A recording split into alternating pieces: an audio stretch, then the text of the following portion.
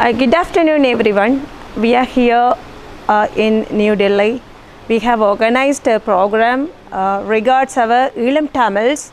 They are suffering last 75 years.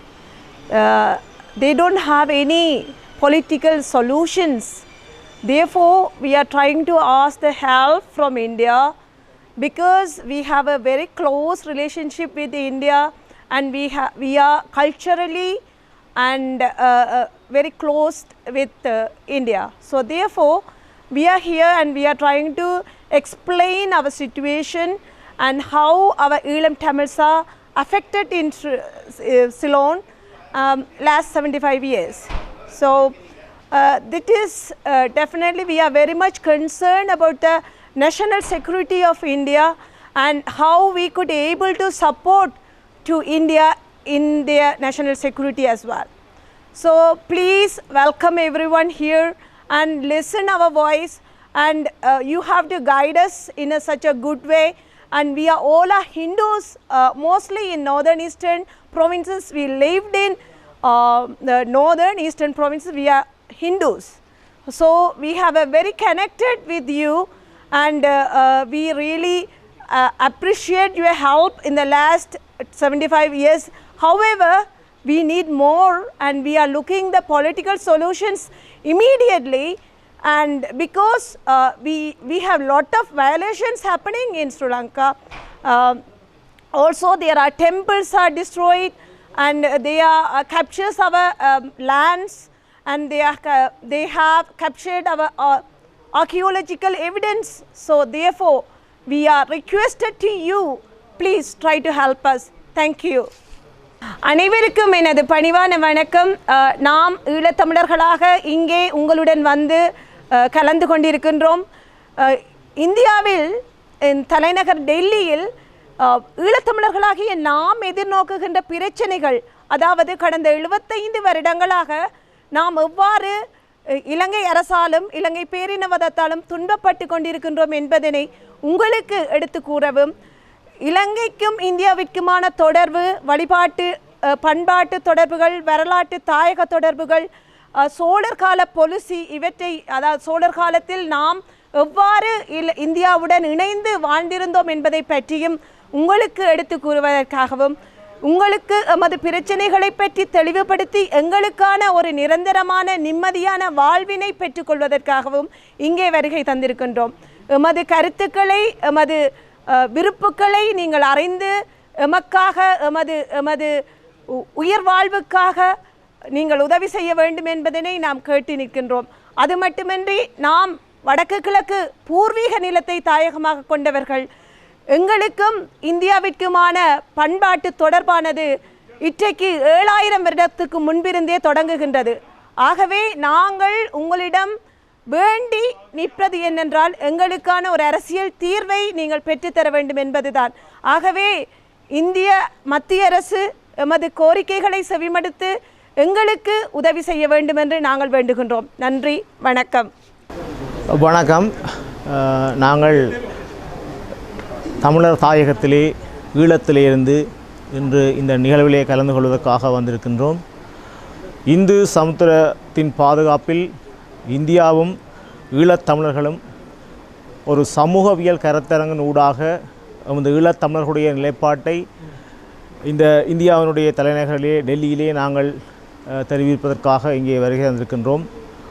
உண்மையிலே நீண்ட காலமாக ஒரு சுதந்திரத்துக்காக போராடி அந்த சுதந்திரத்தின் அனுபவிக்க முடியாத ஒரு இனமாக ஈழத்திலே இன்று நமது தமிழினம் படுகின்ற துன்ப துயரங்களை இந்த இடத்திலே நாங்கள் இந்த மக்களுக்கும் இந்த நாட்டினுடைய தலைவர்களுக்கும் தெரியப்படுத்த இங்கே வந்திருக்கின்றோம். கடந்த காலங்களிலே அவர்களுக்காக இழைக்கப்பட்ட மனித உரிமை மீறல்கள் தொடர்பாகவும், உண்மையாக இந்தியாவினுடைய இந்து சமுத்திர பிராந்தியத்தின் பாதுகாப்பில் ஈழத்தமிழர்கள் எவ்வாறு அக்கறையோடு இங்கே இருக்கின்றார்கள் என்ற நிலைப்பாடுகள் தொடர்பாகவும், நாங்கள் எதிர்காலத்தில் தாயகத்திலே சுதந்திரமாக எமது இனத்துக்கான விடுதலையோடு வாழ்வதற்கு இந்தியாவினுடைய தமிழ்நாட்டு மக்களும் நமக்கு அனுசரணையாக செயல்பட வேண்டும் என்பதை நாங்கள் இந்த இடத்திலே வினயமாக கேட்டுக்கொள்வதோடு, எதிர்காலத்தில் இந்தியாவினுடைய பாதுகாப்பு தொடர்பாகவும் அதிலே தங்கியிருந்து கொண்டு உண்மையாக எமது உரிமைகளும் ஈழத்தமிழர்களுடைய பாதுகாப்பும் இந்தியாவினுடைய கைகளிலே தங்கி நிற்கின்றது என்பது தொடர்பாகவும் ஒரு நீண்ட தெளிவான ஒரு கருத்துக்களை நாங்கள் இந்த இடத்திலே முன்வைப்பதற்காக இந்த நிகழ்விலே கலந்து கொள்ள வந்திருக்கின்றோம். நன்றி. இன்றைய இந்த நிகழ்வில் நான் அதாவது இந்து சமுத்திர பிராந்தியத்தின் வலுச்சமநிலையில் அதாவது பவர் ஆஃப் பேலன்ஸ் எவ்வாறு இருக்கின்றது என்பதையும் கடந்த 1000 ஆண்டு கால வரலாற்றில் இந்திய பெருங்கடலில் நிகழ்ந்த ஆதிக்க சக்திகளுடைய போட்டிகளும் அதனால் இந்து சமுத்திர பிராந்தியத்தில் ஏற்பட்டிருக்கிற அரசியல், சமூகவியல், பொருளியல் மாற்றங்கள் பற்றியதான ஒரு சிறிய விளக்கத்தையே இன்று தர இருக்கிறேன். ஆகவே இன்றைய மாறிவரும் உலக ஒழுங்கில் இன்று இருக்கின்ற பலம் வாய்ந்த நாடுகள் தங்களுடைய வர்த்தக நலன்களுக்காகவும் ஆதிக்க நலன்களுக்காகவும் இந்த இந்து சமுத்திரத்தை கூறுபோடவும் இந்து சமுத்திரத்தை பங்கு போட்டு கொள்ளவும் எடுக்கின்ற பிராந்திய அரசியலில் தமிழ் மக்களும் அதே நேரத்தில் இந்தியாவும் எவ்வாறு தங்களை பாதுகாக்கவும் தக்க வைக்கவும் எவ்வாறு செயற்பட வேண்டும் என்பதையுமே நான் விளங்கப்படுத்த இருக்கிறேன். நன்றி. I told you I am Mr. Michael Collins. I came from France and I was the former lecturer of University of Jaffna. At present I am living in France and I am here for talk to my own opinion. Okay. So today the conference we are going to talk about the national security issues of India and between Sri Lankan Tamils. So we really happy to be here and we love India and we really love India. You are welcome, sir. And the other thing is all the Indian Ocean security is depend on India now. So what we are going to do, our Tamil, Sri Lankan Tamils, we are always with India and we will support India for all their projects.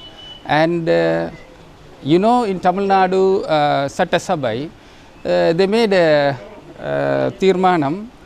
It's called only the solution for the Sri Lankan Tamils is Tamileelam. That is North and East United Tamilar Thayagam. So we are going to work for that. That is the only solution for us. And we ask India to help us for this Tamileelam. Thank you so much. नमस्कार. अब राजेंद्र भवन के ये function किया जा रहा है. जो हमारे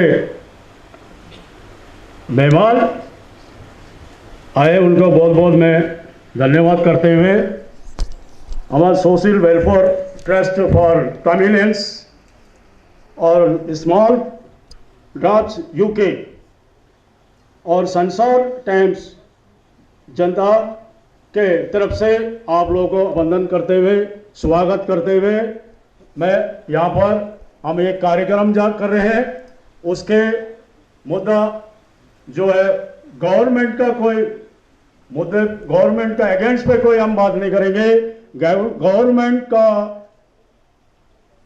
ऊंचे उठा के बात करेंगे. हमारे दुनिया के जितने भी तमिलियंस इंडियन तमिलियंस जहाँ भी हैं उनके तरफ से आप लोगों को आवेदन करके यहाँ पर स्वागत करके हम बुलाए हैं आज. और इसको सोशल पर वेलफेयर ट्रस्ट तमिलियंस की तरफ से आपको दिल्ली में ये कार्यक्रम कराया जा रहा है. और धन्यवाद जिनको हमारे जो मेहमान को जो हम घोषित करेंगे उसी तरफ से हमारे स्टेज पे प्रकार आके बैठने का कष्ट करें. धन्यवाद. திவாகரன் தியாகராஜ அவர்கள் முன்னாள் பேராசிரியர் दिवाकर त्यागराजन जी स्वागत है आपको. और आते टाइम हमारे दर्शकों को आते उनका स्वागत करें. Mr. Khadir from Ceylon. Mister Kalipada स्लोहर, उनका भी स्वागत है। प्लीज कस करिए। Mr. Michael Collin from France. Mister Kalipada France. France से आए हुए हैं, उनको ज़्यादातर देखो कितना दूर से आए हैं, उनका हम स्वागत बहुत ज़बरदस्त करना पड़ेगा, क्योंकि हमने इंडियन तमिलियंस के लिए उतना दूर से आए हुए, बहुत स्वागत उनके, धन्यवाद करता हूँ। हमारे आज के इस कार्यक्रम में दादरा नगर हवेली दमन दीव के भारतीय जनता पार्टी के प्रदेश महामंत्री संगठन माननीय विवेक धाड़कर जी का हम यहाँ social welfare trust of Tamilians के इस प्रोग्राम में पहुंचने पे हार्दिक स्वागत करते हैं। मान्यवर से अनुरोध है स्टेज पे आए, अपना स्थान ग्रहण करें। मान्यवर विवेक जी। विवेक भैया ओके इंगे वरवेल्पु कोडुत्तु मेडक्कु वरुमाறு கேட்டுக்கொள்கிறோம். வருக வருக என்று வரவேற்று அவங்களை स्वागत பண்ணி கைத்தட்டும் கூசமாக கூப்பிடுகிறேன். हमारे बीच में दिल्ली प्रदेश से एक्स एमएलए अशोक कुमार चौहान जी इस प्रोग्राम में उपस्थित है। मैं माननीय अशोक जी से अनुरोध करूंगा वो कृपया स्टेज पे आए, अपना स्थान ग्रहण करें। माननीय Ashok Kumar Chauhan ji, ex MLA BJP from Delhi. Ashok Kumar MLA ex MLA மேடைக்கு வருமாறு கேட்டுக்கொள்கிறேன். और हमारे एसके जैन जी जरूर कष्ट करें स्टेज पे आने का, बहुत बहुत धन्यवाद करता हूँ। और नीला जी भी इनका शामिल हो गए, क्यों यूके से आए हुए, बहुत इन्हीं का मेहरबानी से ये मीटिंग हो रहा है, और उनका भी अभिनंदन करते हुए स्टेज पे बुला के उनको, वो भी आगे खुद वो भाषण दे रहे हैं। बहुत बहुत धन्यवाद।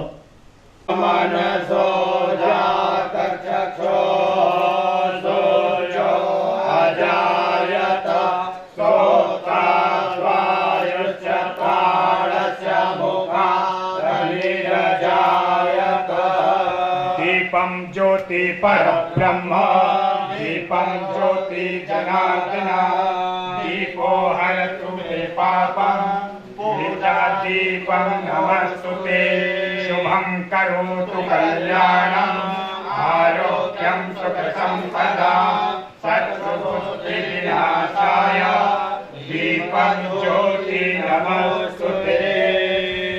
ओम स्वस्ति न इंद्रो वृद्धश्रवा स्वस्ति नः पूषा विश्ववेदाः स्वस्ति नस्तार्क्ष्यो अरिष्टनेमिः स्वस्ति नो बृहस्पतिर्दधातु बृहदस्वा मरुतः कृष्णमातरः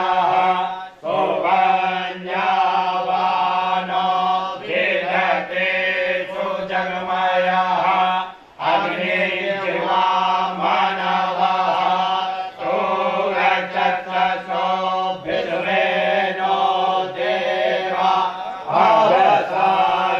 अवसागमनिः भद्रं कर्णेभिः श्रीयाम देवा भद्रं पश्येमाक्षभिर्यजत्रा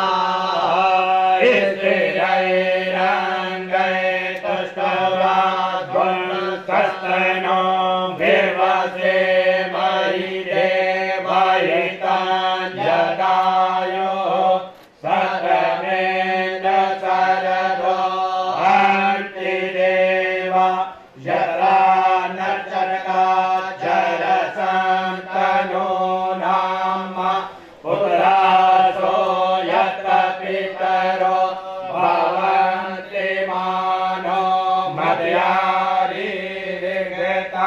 योगन्तो आदित्यो रादितिरन्तरिक्षमादितिर्माता स पिता स पुत्रः पितरे देवा आदितिः पञ्चजनः आदित्यचात्रमदित्यजनितमाद्यो शान्तिरन्तरिक्षगुं शान्ति पृथिवी शान्तिरापः शान्तिरोदधय शान्ति ब्रह्म शान्तिः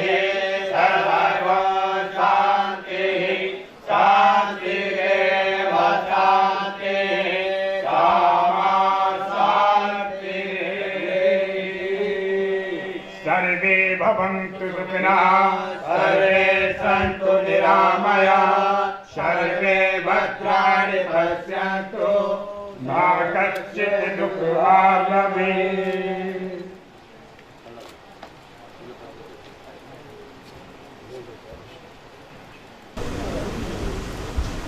शास्त्री जी को झांसी निकलना है, 8 बजे इनकी ट्रेन है। हम शास्त्री जी का धन्यवाद करते हैं। सुबह Bombay vice president, general secretary और समाल ड्रॉप की टीम से मैडम जी और संचार टाइम्स के ओनर SK जैन जी को मंच पे बुलाना चाहूँगा। हमारे मुख्य अतिथि माननीय विवेक धाड़कर जी का सम्मान करेंगे साल देकर और बुके देकर। कृपया स्टेज पर।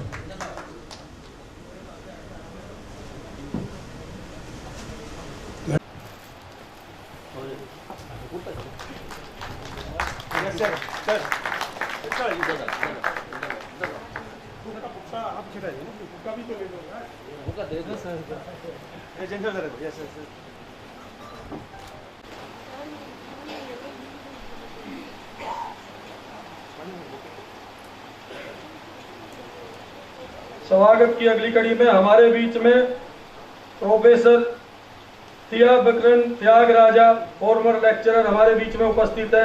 मैं उनसे भी अनुरोध करूंगा सोशल वेलफेयर टीम से उनका सम्मान करें। कातिर जी मंच पे उपस्थित है गेस्ट ऑफ ऑनर के तौर पे। मैं उनसे भी अनुरोध करूंगा वो कृपया स्टेज पे आए और नीला मैडम और social welfare trust for Tamil की टीम उनका स्वागत करे।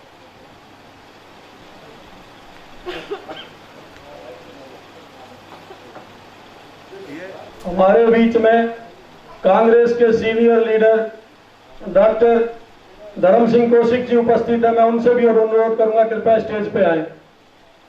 डॉक्टर धर्म सिंह कौशिक जी। हमारे बीच में आम आदमी पार्टी के जनरल सेक्रेटरी अनिल वत्स जी हमारे बीच में उपस्थित हैं दिल्ली प्रदेश के। मैं उनसे भी अनुरोध करूंगा कृपया स्टेज पे आने का कष्ट करें।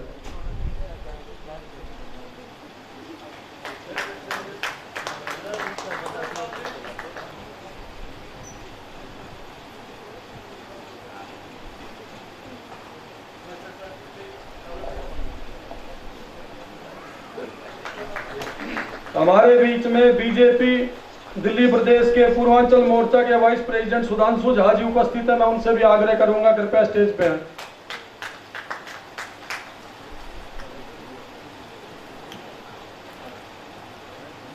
हमारे बीच में ऊटी से तमिलनाडु से पधारे PC चंद्रमोहन जी उपस्थित है। मैं उनसे भी आग्रह करूंगा कृपया मंच पर आए। PC Chandramohan ji from Ooty. SA Subramanya ji है दिल्ली प्रदेश कांग्रेस का तमिलियंस का वाइस चेयरमैन का पद लेके, उनका साउथ इंडियन सेल का वाइस चेयरमैन है। और S राजू है दिल्ली प्रदेश तमिलियर का कोऑर्डिनेटर है तमिल का।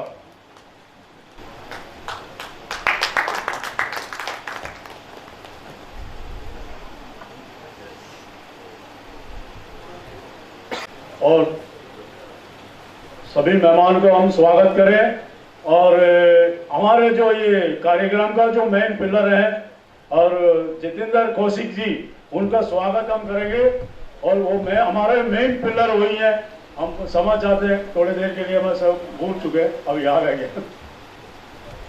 अब जो अभी कार्यक्रम स्टार्ट हो रहे हैं और हमारे मैडम लीला UK से आए हुए कुछ तमिलियंस के बारे में आपको कुछ आप जरूर उसको एक्सप्लेन करेंगे, बात करेंगे तमिल के बारे में। दुनिया में जितने इंडियंस तमिलियंस हैं उनके बारे में आपके सामने प्रकट करेंगे। धन्यवाद। இப்போது தமிழ் தாய் வாழ்த்து பாடப் போகின்றோம். நீங்கள் அனைவரும் எழுந்து நின்று நமது தமிழ் தாய்க்கு மரியாதை கொடுக்குமாறு வேண்டுகின்றேன். आप 1 मिनट के लिए अपने इस देश का तमिल मदर्स का स्वागत करें।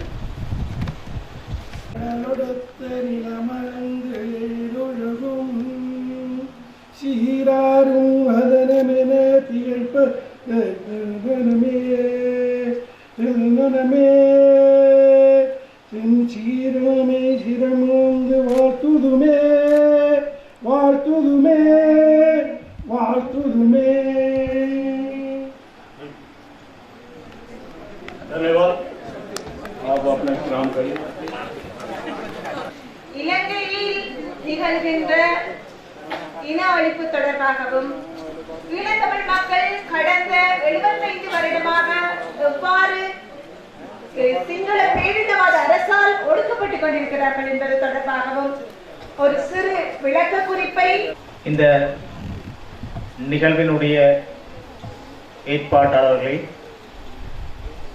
இங்கே வருகை தந்திருக்கின்ற நமது அன்புக்குரிய உறவுகளே, உங்களை பெயர் சொல்லி உங்களுக்கு வணக்கம் சொல்ல என்னால் முடியாது. என்னுடன் தாயகத்திலே ஈழத்திலே இருந்து என்னுடன் இங்கே வருகின்ற என்னுடைய கட்சி உறுப்பினர் அவர்களே அனைவருக்கும் இந்நேர வணக்கங்களை தெரிவித்துக் கொள்கின்றேன். இந்த நிகழ்வுக்காக எம்மை அழைக்கப்பட்ட போது இந்த நிகழ்வுடைய ஏற்பாட்டாளர்கள் சில கருத்துக்களை நம்மிடம் கலந்தாலோசித்தார்கள். நாங்கள் இந்த அரங்கத்துக்குள்ளே வருகின்ற போது, இந்த அரங்கத்துக்கு வருகின்ற வரைக்கும் சில விடயங்களை இங்கே குறிப்பிட முடியாத நிலை இருக்குமோ என்று சிந்தித்தோம். அவ்வாறு இருந்தாலும் இந்த இடத்திலே எமது மக்களுடைய மிக துன்பகரமான சில விடயங்களை நான் உங்களுக்கு சொல்ல வேண்டி இருக்கின்றது. அந்த வகையிலே இங்கே நான் பேச எடுத்துக்கொண்ட முக்கிய விடயமானது இந்து சமுத்திர பிராந்தியத்தின் பாதுகாப்பில் இந்தியாவும் ஈழத் தமிழர்களும் என்ற தலைப்பிலே நமது நிலைப்பாடுகளை இங்கே முன்வைக்கலாம் என்று நான் நினைக்கின்றேன். எனவே இலங்கை தீவிலே ஈழத் தமிழர்கள் நீண்ட காலமாக ஒரு துன்ப துயரமான வாழ்வுக்குள், ஒரு அவல நிலைக்குள் வாழ்ந்து வருகின்றார்கள். அவர்களுடைய நிலை என்பது இன்று பரிதாபத்துக்குரிய நிலைமையிலே காணப்படுகின்றது.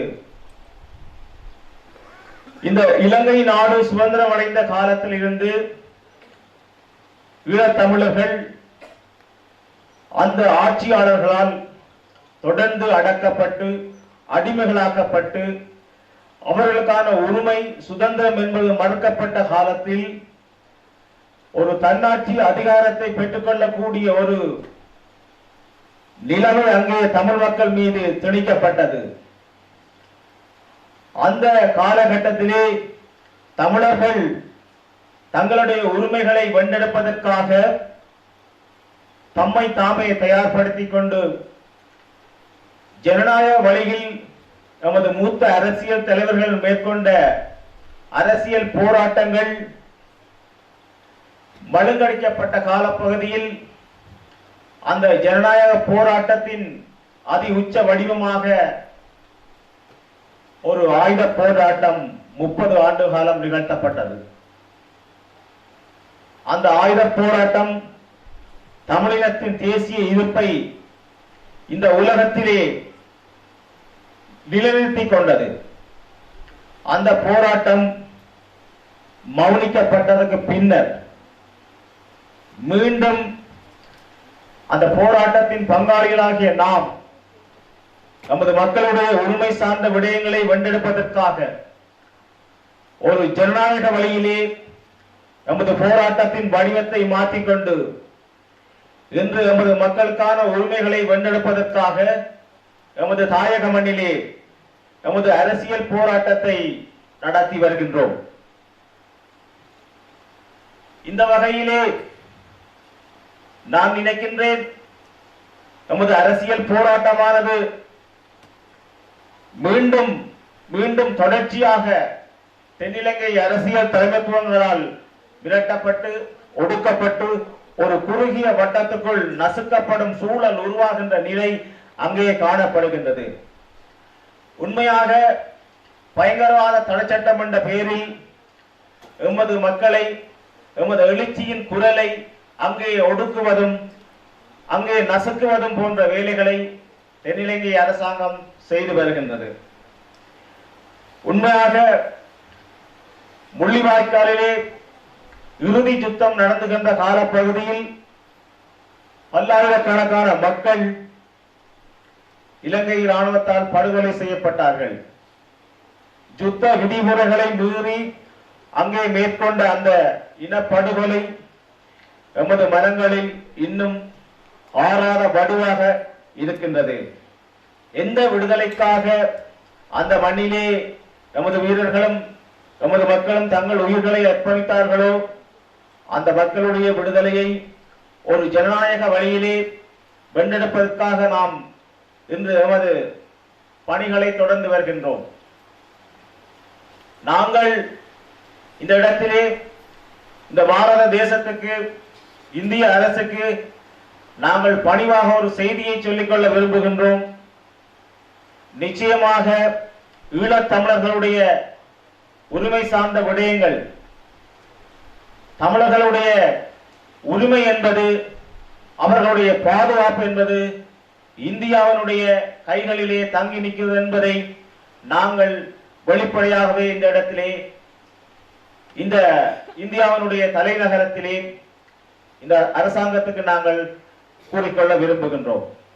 அந்த வகையிலே இந்தியாவினுடைய பாதுகாப்பும் அனுசரணையும் என்பதை நாங்கள் இங்கே கோரி நிற்பது, உலகத்திலே தமிழர்கள் ஒரு தேசிய இனம், அவர்களுக்கான தேசிய அங்கீகாரம், அவர்களுக்கான அதிகார பகிர்வு என்பது வழங்கப்பட வேண்டும் என்பதை வலியுறுத்திய நாடு இந்தியா.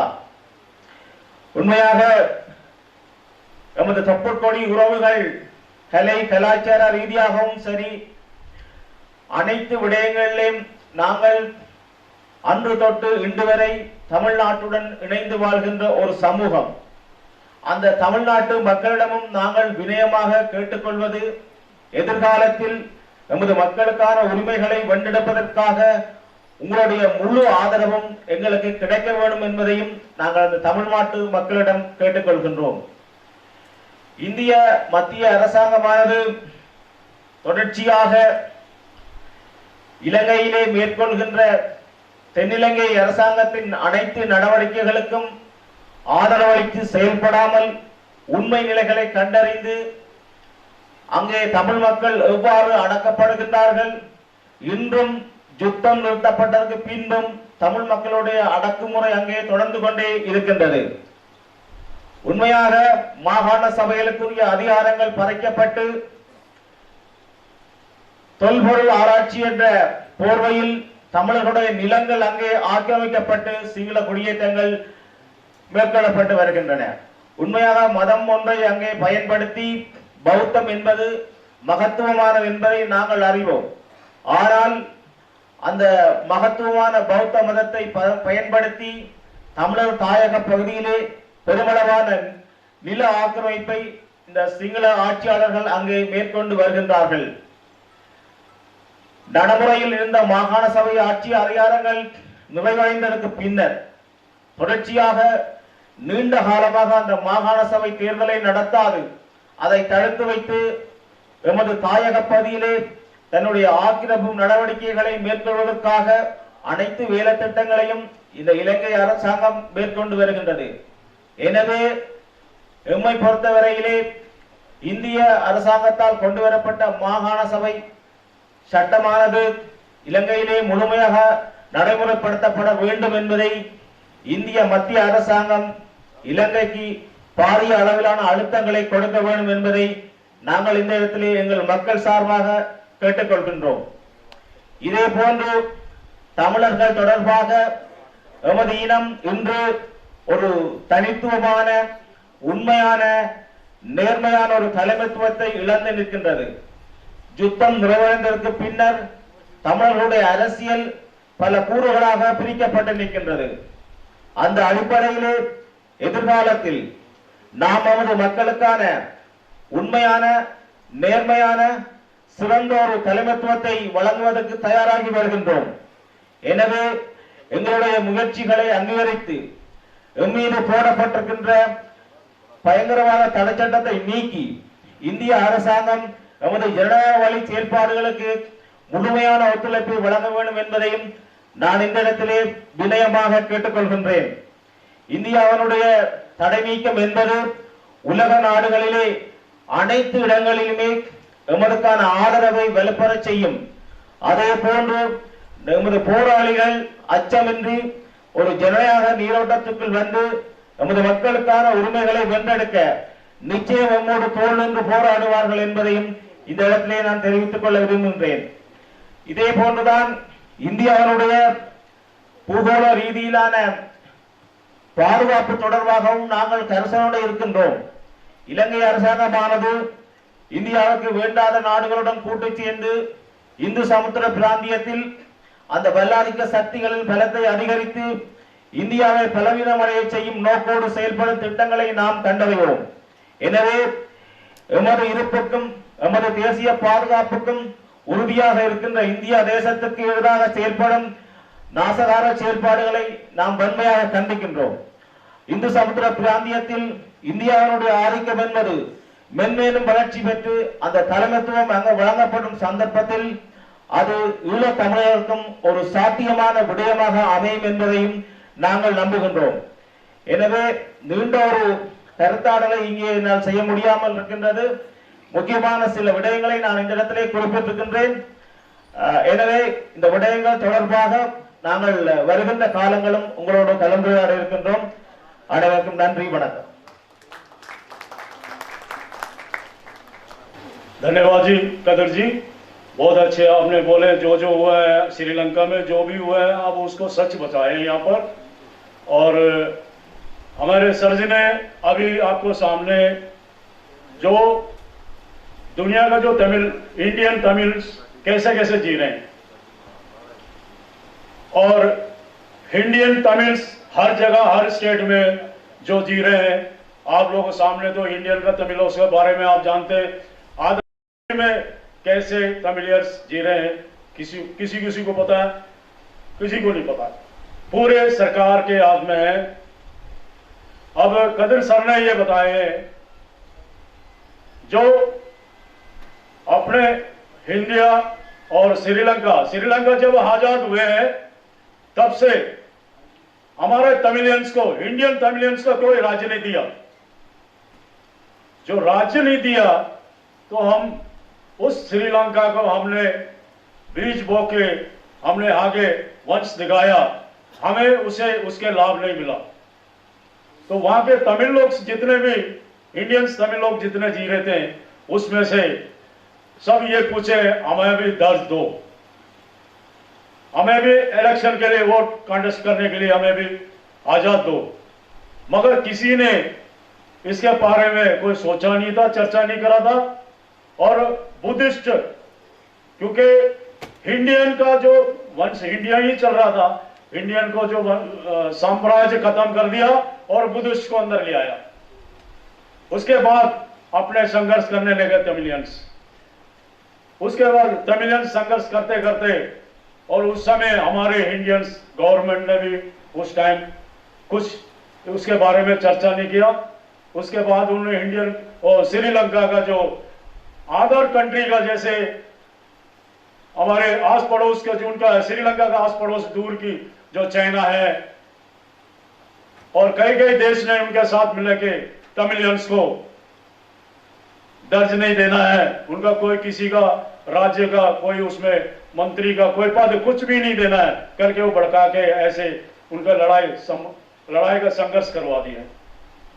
फिर उसके साथ उनने हथियार जो भी हुआ, किसी का बारे में कुछ नहीं पता, और जितने जी रहे थे गरीब लोग उनके साथ अन्याय हुआ। 1.5 लाख लोग को उनको मार के वध करके लापता कर दिया। उस टाइम में भी अपने गवर्नमेंट कोई अगर मुद्दा उठाता, कुछ हमारे लिए जितने इंडियन तमिल श्रीलंका का तमिल को कुछ आदर मिल जाता, कोई ध्यान नहीं दिया। कुछ लोग ऐसे कहीं सिंगापुर चले गए तो बच के अपने जान बचा के, कभी लंदन गए, कभी ऐसे गए। इंडियंस में हिंदुस्तान में कोई आए फिर भी हिंदुस्तान में उनका स्वागत करें।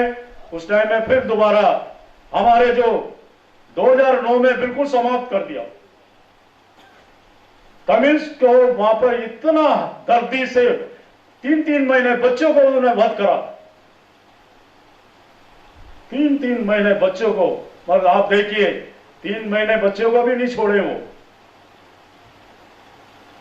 फिर हम पड़ोसी रह के क्या कर रहे हैं? इसीलिए हमने इस टाइम में हमारे जितने भी हमारे वहां से श्रीलंका से जो आदर मांग रहे हैं अपने इंडियन गवर्नमेंट से, इसीलिए तमिलनाडु को सूचना करा, कोई उनका सूचना नहीं गया। उसके बाद इंडियन गवर्नमेंट सेंटर में दिल्ली, इंडियन को सेंटर कैपिटल दिल्ली में आके ये अभी यहां दर्जा मांगने के लिए हमारे गवर्नमेंट से मांग कर रहे हैं। इसीलिए आज उस विषय से पे यहाँ पर वो मीटिंग, हमारे जितने भी लीडर साहब हैं, हमारे जो भी आए हुए, इनसे हमारा दर्ज रख रहे हैं।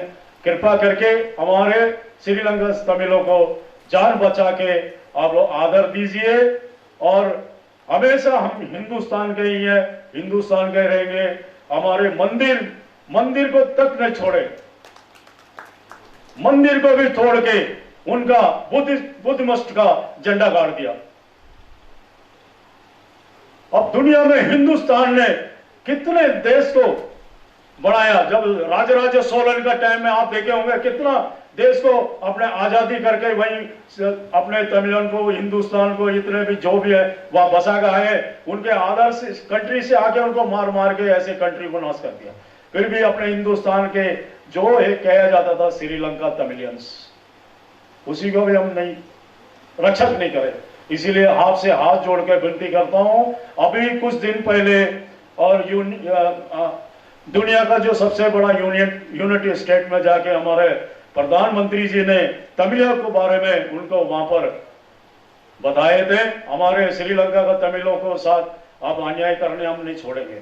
इसीलिए आप लोग हमारे देश का जो भी जहां भी जी रहे हैं, हिंदुस्तान का जो भी हमारे व्यक्ति हैं वहां सही सलामत रहने के लिए अब मैं ध्यान रखूंगा करके बोल के आए। उनके लिए हमारे दुनिया में सब जितने तमिल जी रहे हैं सब लोग मिला के हमारे प्रधानमंत्री नरेंद्र मोदी जी को प्रणाम करते हुए उनके साथ ये कष्ट करने के लिए धन्यवाद।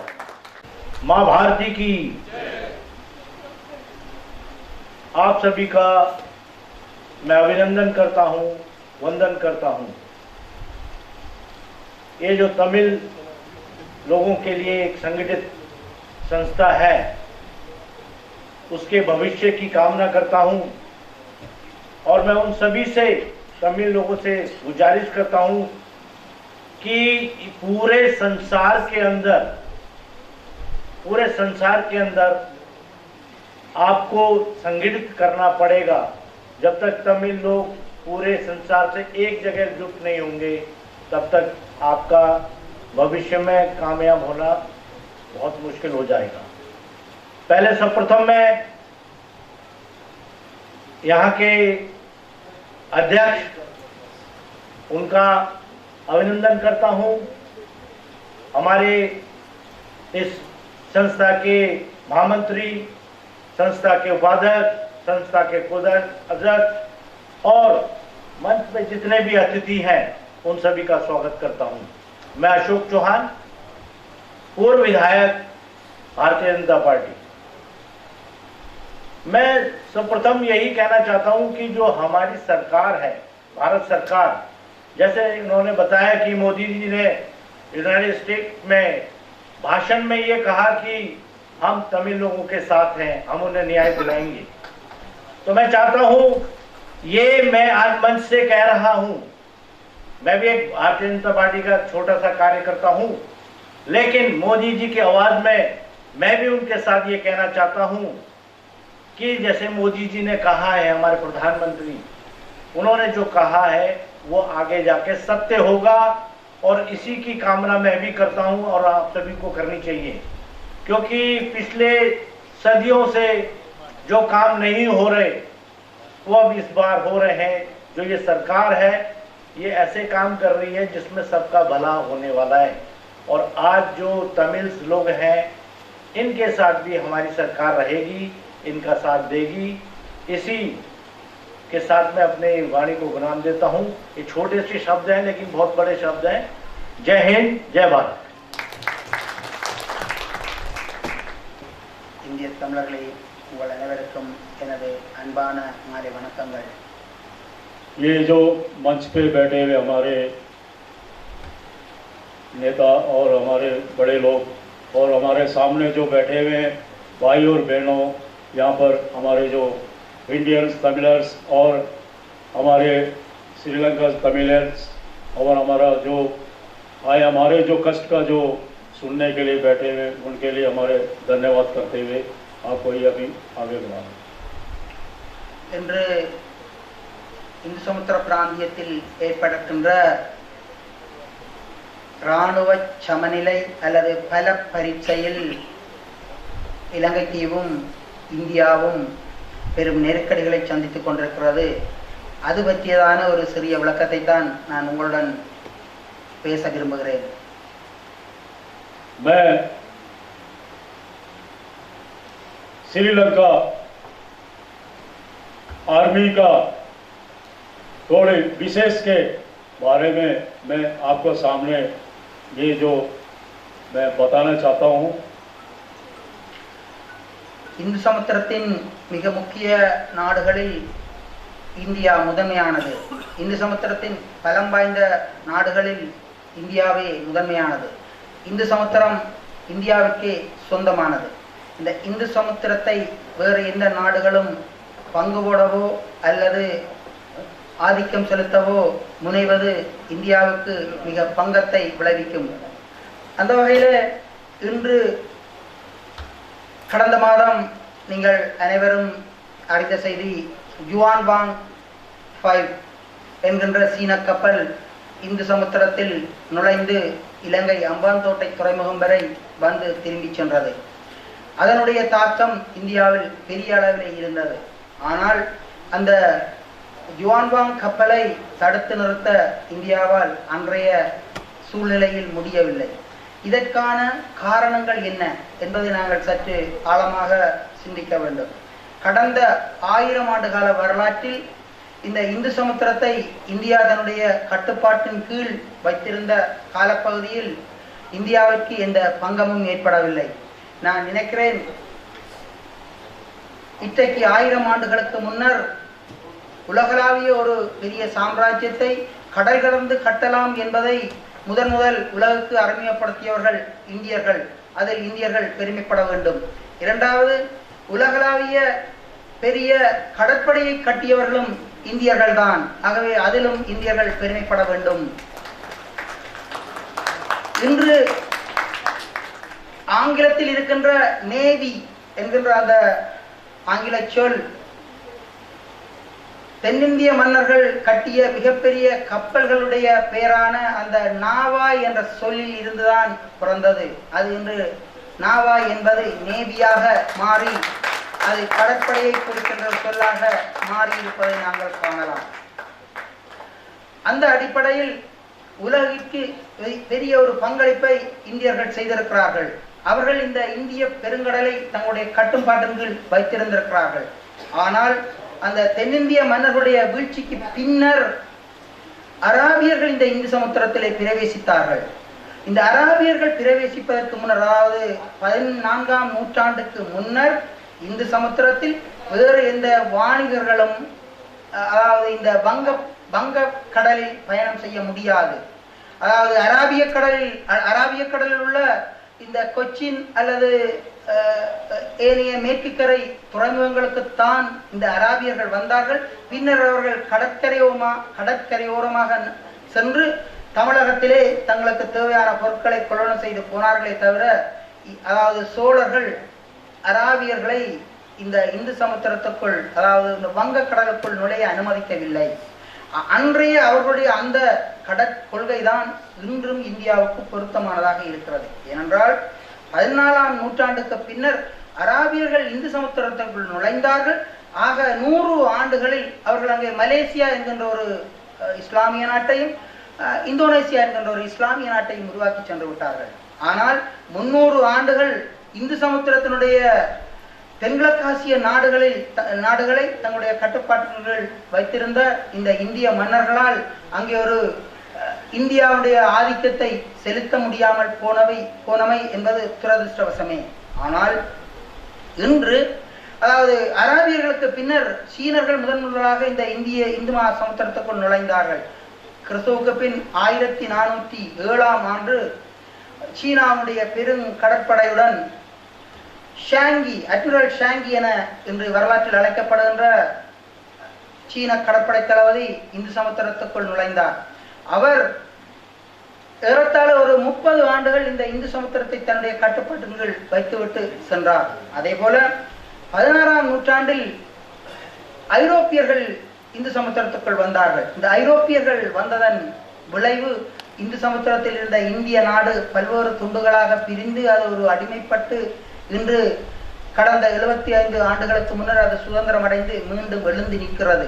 அவ்வாறு எழுந்து நிற்கின்ற இந்த இந்திய நாடு, அதாவது இந்த இந்துஸ்தானம் ஆப்கானிஸ்தானிலிருந்து பர்மா வரை நீண்டு பெருத்திருந்தது. ஆனால் அது ஐரோப்பியர்களுக்கு பின்னர் அது சுருங்கி இன்றைய நிலையில் இந்திய உபகண்டமாக அல்லது பாரத தேசமாக இருக்கிறது. இவ்வாறு இந்தியா இன்றைய நிலையில் சுருங்கி இருக்கிற இந்தியா இந்த இந்து சமுத்திரத்துக்குள் சீனா என்று நுழைந்து விட்டது. அது அந்தமான் தீவுக்கு அருகிலுள்ள பர்மாவுக்கு சொந்தமான கோர்கோ ஐலாண்டு தீவில் முகாமிட்டிருக்கிறது. அதே போல இலங்கையிலே அம்பாந்தோட்டை என்ற துறைமுகத்தை செயற்கையாக கட்டி இருக்கிறது.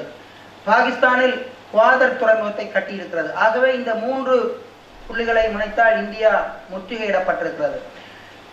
ஒரு இராணுவ ரீதியாக நாங்கள் இதை உற்று நோக்கினால் இந்தியாவுடைய வட திசையிலே ஏறத்தாழ ஒரு 4000 மைல்கள் ஒரு அபயகரமான ஒரு எல்லைப்பகுதி, அது பாகிஸ்தானுடைய எல்லைப்பகுதியாகவும் சீனாவுடைய எல்லைப்பகுதியாகவும் இருக்கிறது. ஆனால் இன்று இந்தியாவுக்கு 7000 மைல் நீளமான கடற்பரப்பு அச்சுறுத்தலுக்கு உள்ளாகிவிட்டது.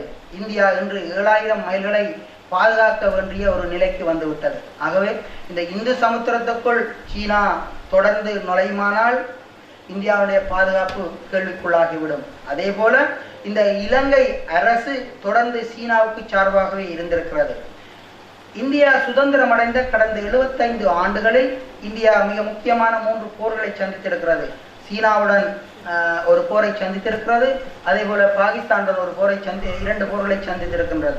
இந்த 3 போர்களிலும் இலங்கை அரசு சீனாவுக்கும் பாகிஸ்தானுக்கும் சார்பாகவே இருந்ததை வரலாறு நிரூபிக்கின்றது.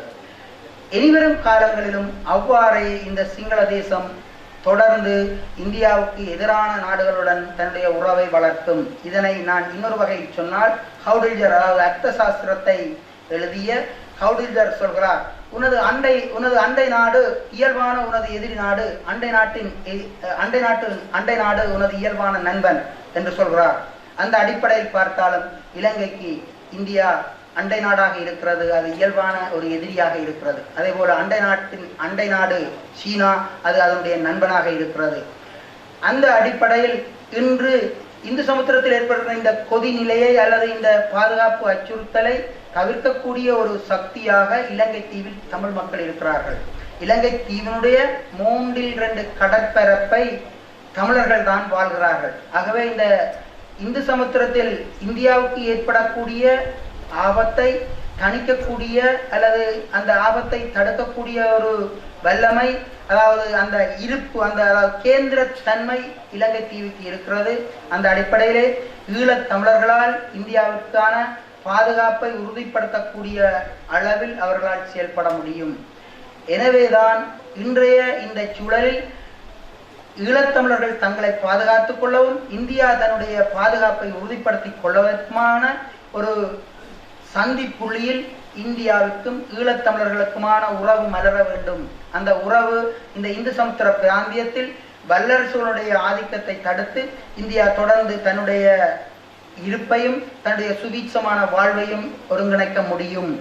இதனை இன்னொரு வகையில் நான் சொன்னால், நேரு காலத்தில் நேருடைய பாதுகாப்பு ஆலோசகராக KN பனிக்கர் என்ற வரலாற்று அறிஞரும் ராஜதந்திரியும் இருந்தார்.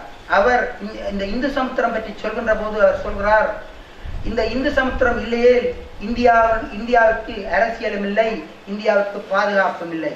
இந்த இந்து சமுத்திரத்துடைய பாதுகாப்பை உறுதிப்படுத்தப்பட்டாவிட்டால் இந்தியாவுக்கு தொழில் வாய்ப்பும் இல்லை, இந்தியாவுக்கான வளர்ச்சியும் இல்லை என்று சொன்னார்.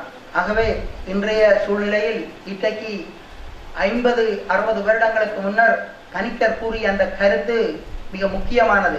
அது இந்தியாவுடைய பாதுகாப்பை நிச்சயமாக உறுதிப்படுத்தும். அவருடைய அந்த கருத்திற்கு அமையத்தான் என்னுடைய இந்த பேச்சு அமைகிறது. ஆகவே இந்து சமுத்திரத்தில் இலங்கை தீவு தொடர்ந்து சீனாவின் பக்கமோ அல்லது வேறு வல்லரசுகளின் பக்கமோ நிற்குமே தவிர அது இந்தியாவின் பக்கம் ஒருபோதும் நிற்கவும் மாட்டாது. அந்த அடிப்படையிலே ஈழத்தமிழர்கள் தங்களுடைய சுயநிர்ணய உரிமையை வென்றெடுத்து இந்தியாவுடன் ஒரு பாதுகாப்பு ஒப்பந்தத்தை செய்து கொண்டால் இந்த இந்து சமுத்திரத்தில் சீனா என்கின்ற இந்த புதிய வல்லாதிக்க சக்தி நுழைய முடியாது என்று கூறி என்னுடைய இந்த கருத்தை முடிப்பேன். நன்றி. ஐயா திவாகரன் சார், தியாகராஜன் அவர்கள் நல்லா முன்னாடி பேசினாரு. நல்லா இது கருத்தான இது. இதெல்லாம் நம்ம சந்திச்சா உண்மையாலும் நம்ம இந்தியாவும் நம்மளோட இலங்கை தமிழர்கள் இந்தியன் தமிழர்களும் நல்லா வாழலாம். நன்றி, வணக்கம். இப்பொழுது அபி மைக்கேல் கோலின் ப்ரொஃபஸர் ஐயா ஒரு 2 வார்த்தை வாங்க. மைக்கேல். இந்த நிகழ்வை ஒழுங்கமைத்த அனைவருக்கும் நன்றிகளோடு இந்த நிகழ்வில் கலந்து கொள்ள வந்திருக்கும் எங்கள் இந்திய மண்ணின் மைந்தர்களுக்கு வணக்கங்களை தெரிவித்துக் கொள்கின்றேன். அத்தோடு எங்கள் இன விடுதலைக்காக தாயகத்தில் நின்று போராடி இங்கே வந்திருக்கின்ற எங்கள் முன்னாள் போராளிகளுக்கு, என் உடன் பிறந்த சகோதரங்களுக்கு நான் வணக்கத்தை தெரிவித்துக் கொள்கின்றேன். நேரடியாகவே நான் என்னுடைய பேச்சுக்குள் செல்ல விரும்புகின்றேன். புலம்பெயர்ந்த தமிழர்களின் எதிர்பார்ப்புகள் என்ன என்கின்ற தலையங்கத்தை நிலா அவர்கள் எனக்கு வழங்கியிருந்தார்கள். அந்த வகையிலே நான் பிரான்ஸ் மண்ணிலே வாழ்ந்து கொண்டிருக்கின்ற ஒரு எங்களுடைய எதிர்பார்ப்பு எதுவாக இருக்கும் என்று சொன்னால், உண்மையாகவே வட்டுக்கோட்டை தீர்மானத்தில் அடிப்படையிலான தமிழருடைய தாயக பிரதேசமாகிய தமிழீழம் என்பது புலம்பெயர் தேசத்தவரின் எதிர்பார்ப்பாக இருக்கின்றது. தமிழ்நாடு சட்டசபையினுடைய ஒட்டுமொத்த தீர்மானமும் அதுவாகத்தான் இருந்தது. 6வது திருத்த சட்டத்துக்குள் வாழ்ந்து கொண்டிருக்கின்ற எங்களுடைய கதிர் போன்றவர்கள், துளசி போன்றவர்கள் இங்கு வந்து அவற்றை பேச முடியாத வாய் கட்டப்பட்ட நிலையிலே இருக்கின்றார்கள். எனினும் இந்தியாவினுடைய இறைமைக்கு புலம்பெயர் தேசம் எப்பொழுதும் உறுதுணையாக இருக்கும். இந்தியாவோடு கைகோர்த்து நாங்கள் பயணிப்போம். We love India and we are the friends of India. And the other thing is we always support to India, and whatever China think, it will never happen in this world. Whatever Pakistan think, it will never happen in this world. So we are friends of India. அதை நான் உறுதியாக கூறிக்கொள்கின்றேன். அந்த வகையிலே இங்கே இன்னொரு விடயத்தையும் நான் சொல்ல வேண்டும். புலம்பெயர் தேசத்தவர்கள் நாங்கள் இனக்கொலை குற்றவாளிகளை சர்வதேச ஐசிசி இன்டர்நேஷனல் கோர்ட் கிரிமினல் கோர்ட்டிலே கொடுப்பதற்காக வேலை செய்து கொண்டிருக்கின்றோம். அந்த வகையிலே இன்னொரு விடயத்தை நான் கூறி அமர விரும்புகின்றேன். This honorable person, he really support us. I don't know his name, but he talk about something, so I want to give the explanation for that also. அவர் இங்கே குறிப்பிட்டார், ஈழத்தமிழர்களுக்கு தங்களுடைய ஆதரவு எப்பொழுதும் இருக்கும் என்றும், ஆனால் பிழைக்க போன இடத்திலே நாடு கேட்பது தவறு என்றும் அவர் கூறியிருந்தார். இங்கே நீங்கள் எல்லோரும் இருக்கின்றீர்கள். நீங்கள் எங்களுடைய உண்மையான பிரச்சனை விளங்கி கொண்டால்தான் இந்திய அரசிடமோ இந்தியாவினுடைய முக்கிய கொள்கை வகுப்பாளர்களுடையோ எங்களை பற்றி பேச முடியும். அந்த வகையிலே லெமோரியா கண்டத்தினுடைய எச்சமாக மிஞ்சி இருப்பதுதான் இந்த இலங்கை. இந்த இலங்கை என்கின்ற இந்த தீவு மிஞ்சி இருக்கின்ற பொழுது, இந்திய பெருங்கண்டத்தோடு லெமோரியா கண்டம் சேர்ந்திருந்த பொழுது, அது பிரிந்த பொழுது அங்கு ஈழத்தமிழன் அங்கு வாழ்ந்து கொண்டிருந்தான். 600 ஆண்டுகளுக்கு முன்னதாகத்தான் விஜயன் வந்தான். அந்த விஜயன் தான் சிங்களவர்கள் சிங்களத்தினுடைய ஒரு முதல் மனிதன் என்று கூட சொல்லலாம். 600 ஆண்டுகளுக்கு முன்னர் வந்த ஒருத்தன் வந்து நாட்டை ஆளும் பொழுது அந்த கண்டத்திலேயே நாங்கள் உருவாக்கி அங்கேயே இருந்த நாங்கள் அந்த நாடு கேட்பது தவறு இல்லை. இன்னொரு விடயத்தை கூறிக்கொள்ள விரும்புகின்றேன். 16ஆம் நூற்றாண்டிலே 16ஆம் நூற்றாண்டிற்கு முன்னதாக அதாவது யாழ்ப்பாண ராஜதானியை ஒரு இந்து மன்னன் the Hindu king mister the honourable Sankiliyan ஆண்டு வந்தான். அந்த இந்து சாம்ராஜ்யத்தை இந்த பிரித்தானியர்கள் வந்து அடித்து நொறுக்கி அதை வீழ்த்தி விட்டு, ஆனால் அந்த காலகட்டத்திலே கண்டி ராஜ்யம் என்று ஒரு சிங்கள ராஜ்யம் இருந்தது. இந்த கண்டி ராஜ்யம் பிரித்தானியர்களிடம் விழுந்த பின் ஒரு நூற்றாண்டாக இந்த இந்து யாழ்ப்பாண ராஜ்யம் தமிழ் ராஜ்யம் போராடி கொண்டே இருந்தது, விழவில்லை. அதை வீழ்த்தி அவன் மீண்டும் இலங்கை விட்டு செல்லும் பொழுது இந்த 2 ராஜ்யங்களையும் ஒன்றாக்கி சிங்களவன் கையில் கொடுத்து சென்றான். இதுதான் எங்களுடைய பிரச்சனை. இதற்கு பின்னர் நடந்ததெல்லாம் உங்களுக்கு தெரியும். இன்று சீனா, ரஷ்யா, உக்ரைன் போர், அமெரிக்கா, அதோடு வந்து இன்று யார் பக்கம் நிற்க வேண்டிய ஒரு தேவை இருக்கின்றது. மேற்குலகம் இவ்வாறான ஒரு புதிய ஒரு கட்டத்திலே சென்று கொண்டிருக்கின்றது. இந்தியாவினுடைய பழைய நண்பன் ரஷ்யா, இந்தியாவினுடைய இடைப்பட்டு வந்த நண்பன் அமெரிக்கா. இன்று இந்த அமெரிக்கா எங்கு நிற்கின்றது? உக்ரைனோடு நிற்கின்றது ரஷ்யாவுக்கு எதிராக. மேற்குலகம் அவனோடு நிற்கின்றான். இன்று சைனா இந்தியாவினுடைய எதிரி. இந்த சைனா கூட ரஷ்யாவோடு உறவை வைத்துக் கொண்டிருக்கின்றது. திட்ட தெளிவாக சிந்தியுங்கள் இந்திய மக்களே. தமிழீழம் என்ற ஒரு பரப்பு அமைய பெற்றால் அந்த வடக்கு கிழக்கு தமிழர்கள், அதாவது சைனாவோ எந்த பெரிய ராஜ்யம் வந்தாலும் பரவாயில்லை, இந்த இந்து சமுத்திரத்தினுடைய இலங்கை வரைபடத்தில் இருந்து கொண்டு சவுத் இந்தியாவை தாக்க நாங்கள் விடமாட்டோம். உங்களுக்காக போராடுவோம். நன்றி, வணக்கம். தமிழரின் தாகம், தமிழீழ தாயகம், வந்தே மாதரம். நன்றி, வணக்கம். भैया नंदरी, बहुत बहुत धन्यवाद। आप बोलते बोलते हमारे जो शरीर का जो बाल खड़ी हो गया, अभी भी होश है। हम किसी को चरण देते हैं मगर मरने के लिए किसी को नहीं देंगे। वो मुझे अभी सर ने वो बताया, मुझे वो याद आए। अभी आपका सामने जामिद अहमद भाई साहब, आप स्टेज पे कश करें। मैं जमील अहमद, जो कर्नाटका बेंगलुरु से यहाँ पर आया हूँ। जो जैन सर हमारे बहुत ही खास दोस्त है, उनके बुलावे पर हम यहाँ पर, और मैं मीडिया से ताल्लुक रखता हूँ और मुझे उम्मीद है कि कुछ बातें मैं बताऊंगा जो आज के इंसानियत के लिए, आज के इस दुनिया में जीने के लिए काफी इंपॉर्टेंट होंगे। क्योंकि हमने देखा दुनिया को, पॉलिटिक्स को देखा, सियासत को देखा, पैसा देखा, हर चीज देखा, लेकिन हमने कभी इंसानियत को नहीं देखा।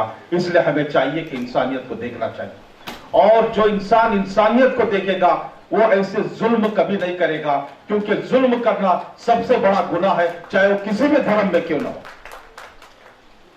हमने देखा है कि हर मजहब यही सिखाता है कि आपस में मोहब्बत से रहे, मिलजुल कर रहे, तब जाकर हमारा देश खुश होगा, हमारी दुनिया खुश होगी, हमारा परिवार खुश होगा।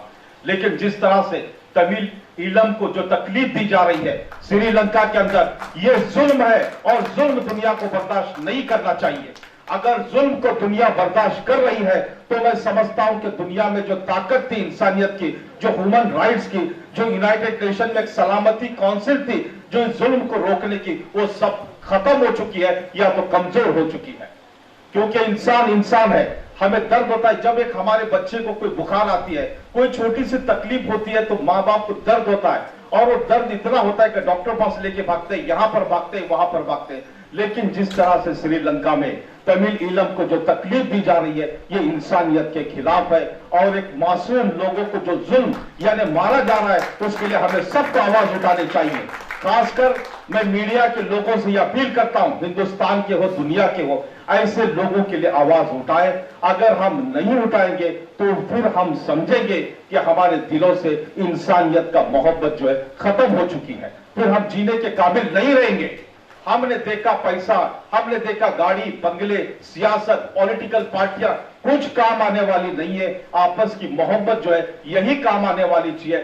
चीज है, मैं ये मैसेज देना चाहता हूं, हम सब मिलकर मोहब्बत से रहेंगे, मिलजुल के रहेंगे और एक दूसरे का साथ देते हुए रहेंगे, क्योंकि यही मजहब का तकाजा है और यही मजहब का शिक्षण है। हर एक मजहब इसी बात की इजाजत देता है। और मैं गुजारिश करता हूं, जिस तरह से चाइना इस दुनिया में एक हलचल मचाने की कोशिश कर रहा है, उस चाइना से हमें बचना चाहिए। हमारे बीजेपी के लीडर यहां पर हैं, मैं हमारे प्रधानमंत्री जो दुनिया के एक मजबूत तरीन प्रधानमंत्री है जिनका नाम नरेंद्र मोदी जी है, मैं उनसे भी अपील करता हूं इस मंच से कि वो आपकी ताकत दिखाएं। जो तमिलियन ईलम जो है हमारे हिंदुस्तान के तमिल भाई, उनके ऊपर जुल्म करने के लिए श्रीलंका को वार्निंग दे, या तो अपने तमिल भाइयों को वहां से लेकर इंडिया में बसाने की कोशिश करें और उनकी मदद करें। Thank you sir, thank you, बहुत बहुत धन्यवाद, धन्यवाद, बहुत अच्छे। और आपके सामने हमारे श्री एडवोकेट मधु चौधरी संसार टाइम्स का आपके सामने। मंच पे बैठे सभी अतिथिगण, सभा में बैठे सभी परिजनों को मेरा प्रणाम। जो भरा नहीं भावों से, जिसमें बहती रसधार नहीं, वो हृदय नहीं है, पत्थर है, जिसमें मानव के लिए प्यार नहीं। हम आज लोग जो एकत्रित हुए हैं, जो हमारे ह्यूमन राइट्स का, अधिकारों का जो हमारा पतन हुआ है, जो देखिए सभी को अभी तमिल भाई के साथ में जो हुआ श्रीलंका में, वो हमने सुना, हमने देखा और हमने महसूस किया। हम हिंदुस्तानी हैं, हमारे हिंदुस्तान का जो हमारा हिंदुस्तानियों का जो दिल है वो बहुत ही बड़ा है, लेकिन हमारा दुर्भाग्य ये है कि हम आकर के कास्टों में बढ़ जाते हैं, कास्ट रीजन में बढ़ जाते हैं, हम मजहब में बढ़ जाते हैं। लेकिन हम ऐसा क्यों करते हैं? जैसे 3 महीने के बच्चों का वध किया गया, 3 महीने बच्चों का, लेडीजों का, क्यों? हम हिंदुस्तानी हैं, हमारे तमिल भाइयों के ऊपर जो गुजरी है वो हम बर्दाश्त नहीं करेंगे। और इस मन से मैं यही अपना पैगाम देना चाहूंगी पूरे हिंदुस्तान में, पूरे भारतवर्ष में और पूरे वर्ल्ड में, कि हमें कमजोर समझने की कोशिश मत करना, क्योंकि हर एक कंट्री में हमारे हिंदुस्तानी हैं, हर मजहब के लोग हैं, कोई बिहार से, कोई तमिल से, जिस भी स्टेट के लोग हैं, हमारे भारत से बाहर जाकर के जो कंट्रियों में काम करते हैं, वो काम करने के लिए जा रहे हैं। और सबसे बड़ी मेरे को ये समझ में नहीं आता है हमें कि हमारे पास पूरी मशीनरी है, आज के टाइम पे पूरी मशीनरी है, पूरा सिस्टम है, उसके बावजूद भी हमें दर्द मिलता है। लेकिन क्यों? ये जब एक चिंगारी उठती है तो उस चिंगारी को उसी जगह क्यों नहीं दबा दिया जाता है, जो एक बहुत बड़ी आग का रूप न ले। जब तमिल भाइयों के साथ में ऐसा हुआ तो वो एकदम से ही बड़े रूप में नहीं हुआ होगा, वो एक चिंगारी के रूप में ही चिंगारी उठी होगी, तब जाकर के एक बड़ा रूप लिया। हमारा कहना सिर्फ इतना ही है कि हम समाज में रहते हो, चाहे अदर कंट्री में रहते हो, जब हमारे लिए कोई चिंगारी उठती है तो उस चिंगारी को वहीं पे ही दबा दिया जाए, जिससे कि एक बड़ा रूप न बन सके किसी भी चीज का। जिस तरीके से हमारे तमिल भाई हिंदुस्तानियों के साथ में श्रीलंका में हुआ है, वो ऐसा नहीं होना चाहिए। ये तो हमारे सामने आ गया। ऐसे ना जाने हमारे हिंदुस्तानियों के साथ जब हम अदर कंट्री में जाते हैं, माइनॉरिटी में आ जाते हैं, उन माइनॉरिटी लोगों के साथ में गलत व्यवहार होता है, उनकी फैमिलियों के साथ में बहुत गलत तरीके से पेश आते हैं। वो अपने पावर और अपनी उस शक्ति का गलत मिसयूज करते हैं, वो उनको तंग करते हैं, उनका फायदा उठाते हैं। लेकिन ये कहाँ है हमारा मानव अधिकार, बताइए?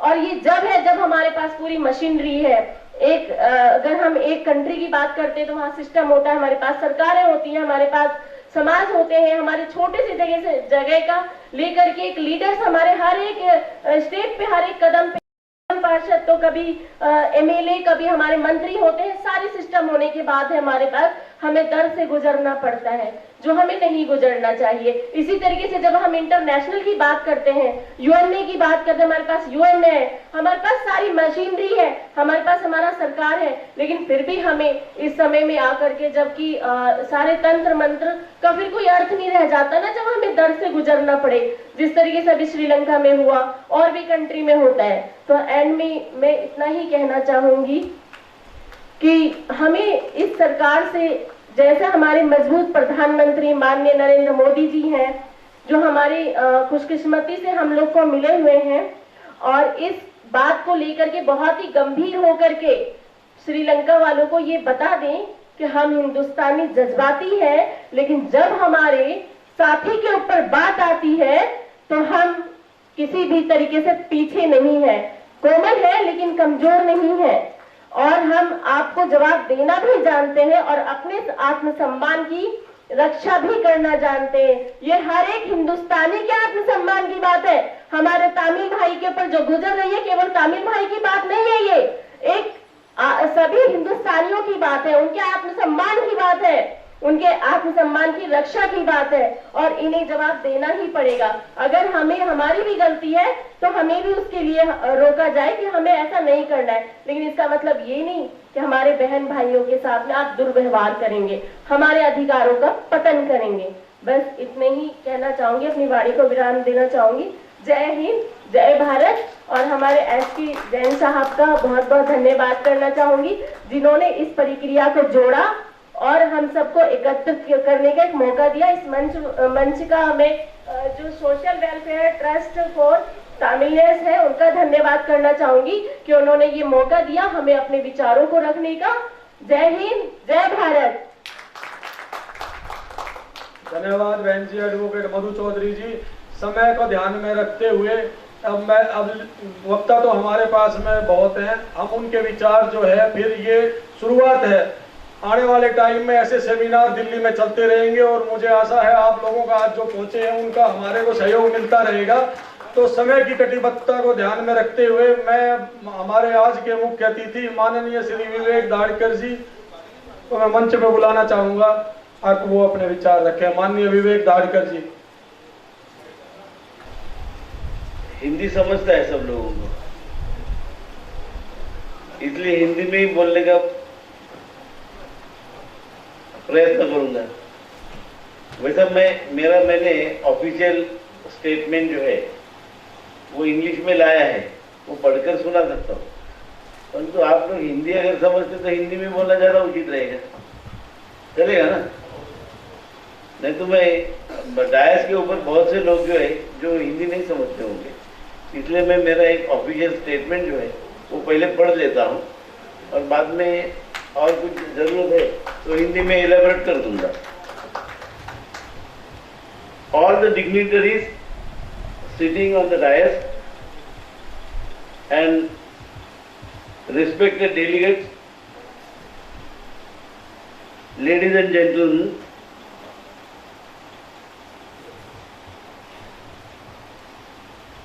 came from various parts of India and abroad also. First of all, I thanks to the organizer of this function to call me here and allow me to speak on the issue. We have gathered here to express our anguish and concern over the problem facing by Hindus, Tamil-speaking people in Sri Lanka. As well as we have gathered here to show the solidarity towards the Hindu Tamilian in Sri Lanka. Their lands and houses are being grabbed by local people and administration. Their houses are burned.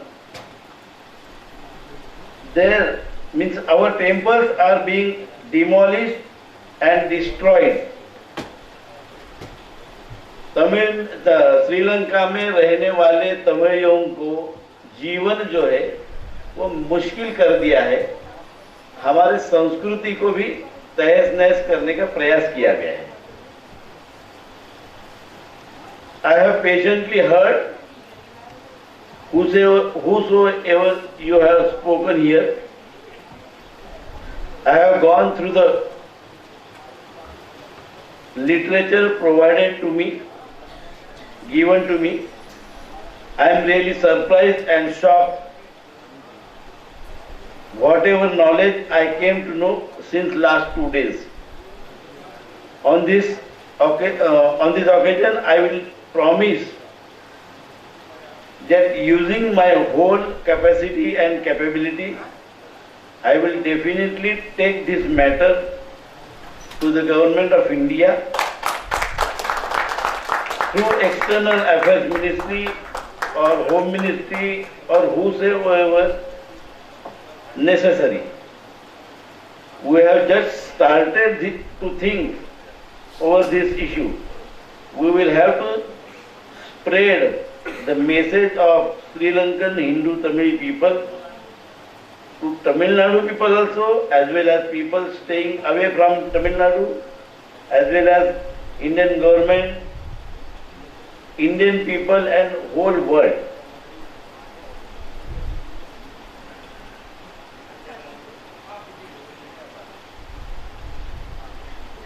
The world staying away from outside Sri Lanka will come to know the prevailing situation of Hindu Tamili people staying in Sri Lanka.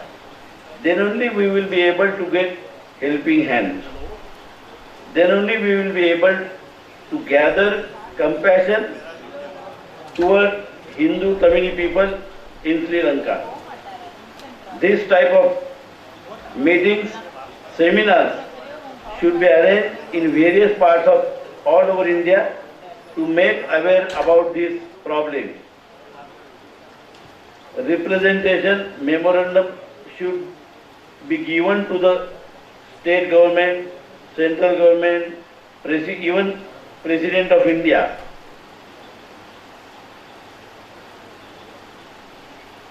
Whatever we will do for this cause, we will have to arrange for wide publicity in print and electronic media as well as in social media also. To be start with, today's function is okay. Don't bother how many people attended this seminar today. If we continue to arrange such seminars, इसी प्रकार की विचार गोष्ठी अगर हम arrange करते रहेंगे भविष्य में, one day we will be successful in our mission. हमारा जो संस्कृति का सिद्धांत है चरैवेति चरैवेति, अगर हम चलते रहेंगे तो हम हमारे कार्य में सफल होंगे, ऐसा मुझे विश्वास है. मुझे लगता है कि ये जो मेरा ऑफिशियल स्टेटमेंट मैंने अभी पढ़ के सुनाया वो काफी है और उसमें हिंदी में जोड़ने की आवश्यकता नहीं. मुझे ऐसा लगता है कि दिल्ली में भी जो तमिल लोग हैं उनको बार बार अलग अलग फोरम में बुलाकर, अलग अलग एरिया में बुलाकर, क्योंकि कभी कभी ऐसा होता है कि एक पर्टिकुलर जगह पर आना मुश्किल होता है, अलग अलग एरिया में भी जाकर हम ये करना चाहिए. देश भर के अलग अलग प्रांतों में भी तमिल लोग रहते हैं, उन सभी जगह पर हमने इस प्रकार के सेमिनार मीटिंग अरेंज करनी चाहिए, ऐसा मुझे लगता है. मुझे आपने यहाँ बुलाया और आप लोगों ने सारे शांति से मेरी बात सुनी, इसके लिए मैं आप सभी लोगों का बहुत बहुत धन्यवाद देता हूँ. नमस्कार. தலைவர் மதிப்பிற்குரிய பெரியசாமி அவர்களே, சுந்தரராஜ் அவர்களே, நம்மளுடைய அமைப்பினுடைய அனைத்து உறுப்பினர்களே, இந்த விழாவின் மூலமாக நம்மளுடைய அன்புக்குரிய நண்பர் ரவிச்சந்திரன் அவர்களே, சுந்தரராஜன் அவர்களே, இந்த விழாவை ஏற்பாடு செய்து உலகத்தில் இருக்கிற தமிழர்களுக்கெல்லாம் இலங்கை தெரியாமல் இல்லை. அதற்கு நம்மளுடைய பாரத தேசத்தினுடைய பிரதமர் அன்புக்குரிய மாண்புமிகு ஐயா நரேந்திர மோடி அவர்களுக்கும் உள்துறை அமைச்சர் அவர்களுக்கும் எடுத்து கூற இங்கே ஒரு இளம் புயலாக வருகை தந்து நம்மளுடைய பாரதிய ஜனதா கட்சியினுடைய ஒரு தூணாக இருக்கின்ற ஐயா விவேக்ஜி அவர்களுக்கு முதலே இங்கே நன்றி சொல்ல கடமைப்பட்டிருக்கின்றேன். உலகத்தில் இருக்கின்ற ஒரு நல்லவர்களால் தான் ஒரு நல்லது நடக்கும் என்பதற்கு எடுத்துக்காட்டாக ஐயா விவேக்ஜி அவர்கள் இந்த ஒரு சாதாரண செமினாரில் சிறிய ஒரு கூடமானாலும் கூட இங்கே வந்திருக்கின்ற கல்வி செல்வங்கள் எல்லாம் ஓர் 1000 பேருக்கு சமம்.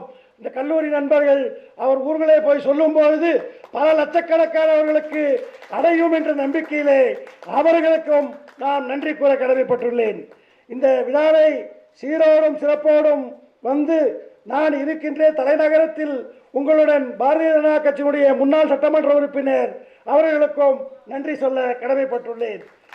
அதற்கு அடுத்தபடியாக இந்த விழாவை சீரோடும் சிறப்போடும் ஏற்பாடு செய்து சிந்தனையோடும் நாம் இலங்கையினுடைய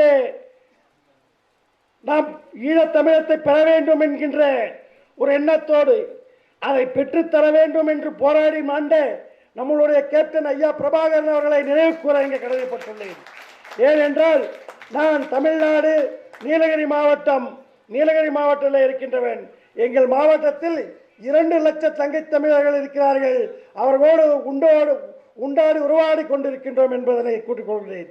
அதற்கு இங்கே வந்து நம்மளுடைய உணர்வுகளை எல்லாம் தூண்டிய டாக்டர் ப்ரொஃபஸர் மைக்கேல் சார் அவர்களுக்கும் நம்மளுடைய ஈர போராளி நம்மளுடைய இளஞ்சிங்கம் ஐயா கதிர் அவர்களுக்கும் இவர்களெல்லாம் உருவாக்கின்ற நம்மளுடைய நிலானி அவர்கள் ஒரு பெண் நினைத்தால் உலகத்தை படைத்தலாம், ஒரு பெண் நினைத்தால் உலகத்தை அழிக்கலாம்.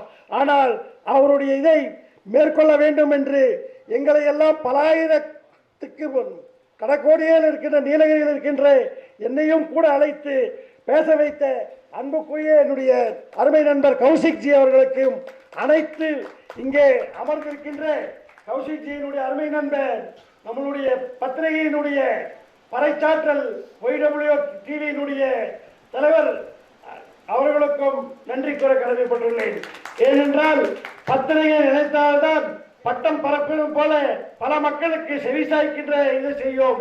ஆனால் இங்கே வந்திருக்கின்ற நம்மளுடைய டிவி தொலைக்காட்சி நண்பர்களுக்கும் மற்றும் ஏனைய அனைத்து பெரியோர்களுக்கும் இங்கே உறவாடி சென்ற அன்பு நண்பர் சைலேந்தர் அவர்கள் கூறியது போல நாம் ஒன்று பெற்றும் ஒன்று வாழ்வோம், எல்லாம் நன்மைக்கே நடக்கும்.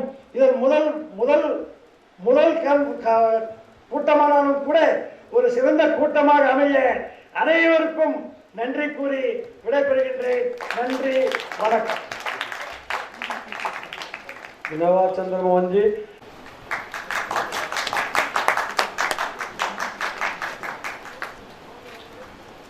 உதவி செய்த ஒளி பரப்பு சார்ந்தவர்களுக்கும் இவ்வளவு நேரமும் எமது நிகழ்வை பொறுமையுடன் கேட்டு ரசித்த எனது அருமை சொந்தங்களுக்கும் இன்று எம்மால் உங்களுக்கு பிடித்த மாதிரியான நிகழ்வை நிகழ்த்த முடியவில்லை. ஆனால் நாங்கள் உண்மையை உங்களிடம் பேசி இருக்கின்றோம். இந்த உண்மையை நீங்கள் உங்களுக்கு தெரிந்தவர்களுடன் சொல்வீர்கள் என்று நாங்கள் ஆழமாக நம்புகின்றோம். நீங்கள் இந்தியர்களாக ஈழத்தமிழர்களுக்கு எவ்வாறு இனிவரும் காலத்தில் உதவி செய்ய போகிறீர்கள் என்பதனை நாம் அடுத்த நிகழ்வில் பார்க்க போகின்றோம். என்றும் எனது பாசமுள்ள இளைய சொந்தங்களே, எனது குழந்தைகள் போன்றவர்களே, ஆக்சுவலி உங்களை போல எனக்கு பிள்ளைகள் இருக்கணும், உங்களோட வயசுல எனக்கு பிள்ளைகள் இருக்கணும். அதை நான் இங்கே பதிவு செய்ய விரும்புகின்றேன். நீங்கள் இளைய சமுதாயம் இந்த நாட்டிற்காக, இந்த இந்திய தேசத்திற்காக, இந்த தேசியத்தின் நலனுக்காக எப்போதும் நீங்கள் பாடுபட வேண்டும். இந்தியர்களாக இந்தியத்தின் பாதுகாப்பை உறுதி செய்பவர்களாக நீங்கள் இருக்க வேண்டும். உங்களுடன் நாம் இந்தியாவிற்காக, இந்திய தேசிய நலனுக்காக ஈழத்தமிழர்களாக எமது கரங்களை ஆழமாகவும் இறுக்கமாகவும் பற்றி பிடித்திருப்போம் என்பதை இங்கே கூறிக்கொண்டு இவ்வளவு நேரமும் எங்களது கருத்துக்களை கேட்ட உங்களுக்கு மீண்டும் ஒரு தடவை நன்றியை சொல்லி, நீங்கள் அனைவரும் வயிறார உண்டு வீடு செல்ல வேண்டும் என்று நாங்கள் வேண்டிக் கொள்கின்றோம். Thank you so much for having me here today. I want to say thanks for everyone. As a Elam Tamil woman, I would like to say that Each and every Indian must save your country. Please listen everything and work for India, and we love to help you. As an Elam Tamil, I am really love to India because we are expecting that India can only help us to get our freedom, which is obviously everyone love Tamil Elam. Thank you so much. Thank you. Bye.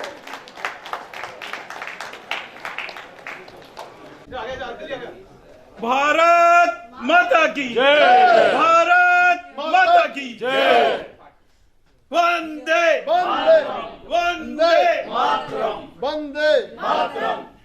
Thank you. विश्व के सारे हिंदू एक हैं। विश्व को सारे हिंदू एक हैं। एसपी शर्मा आप वैसे बोलिए। एसपी शर्मा साहब बोलिए मैडम जोर से। बेटे एक फोटो लेना। Yes, it is a very successful program. I am very happy at the present now. Whatever the target I have, I think that I have achieved that one. But still, I need to go ahead further. I need to meet lot of people in Delhi and all over the Indian states. I need to talk with them. So I have to take further my aim to achieve my target. So thank you. Today நாங்கள் ரொம்ப சக்ஸஸாக இந்த ப்ரோக்ராமை நடத்தி முடிச்சிருக்கிறோம். நான் எதிர்பார்க்கவே இல்லை, ரொம்ப மழையாக ஒரு கிளைமேட் எல்லாம் ரொம்ப மோசமாக இருந்தது. ஆனாலும் டெல்லியில் இருக்கிற மக்கள் எங்களுக்கு வந்து அனைத்து விதமான ஆதரவையும் தந்து நிகழ்வின் இறுதி வரை அந்த நிகழ்விற்காக நின்று சென்றிருக்கிறார்கள். இது மிகவும் ஒரு சிறப்பான விடயமாகத்தான் நாங்கள் காண்கின்றோம். ஏனெனில் இங்கே கூட்டங்கள், அது அரசியல் கூட்டங்கள் என்றால் அதிகமான மக்கள் வருவார்கள். அரசியல் கட்சி சார்ந்த பேச்சுக்களுக்காக அவர்கள் வருவதுண்டு.